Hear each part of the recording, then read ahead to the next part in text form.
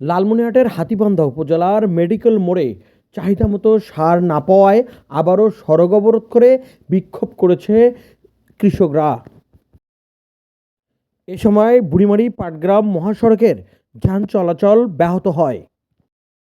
কৃষকরা বলেন, ডিলারদের কাছে 5 থেকে 7 বার ধর্ণা দিলেও চাহিদামতো সার পাওয়া যায় না। সার পাওয়া গেলেও 1 থেকে 2 বস্তা পাওয়া গেলেও চাহিদা পূরণ হচ্ছে না।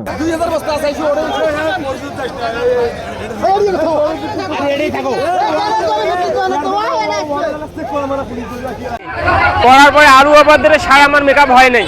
তারপরে এখন ভুট্টা লাগে ধরছি 5 জনের মাটি।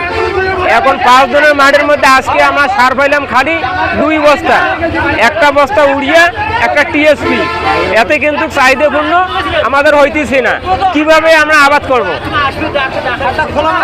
যে জায়গা 4 বস্তা লাগে সে জায়গাতে 1 বস্তা মাটিয়া 1 বস্তা উড়িয়ে দেয়ছে। এতে তো চাহিদা মেকআপ মেটা হয় না, বুঝছেন? এই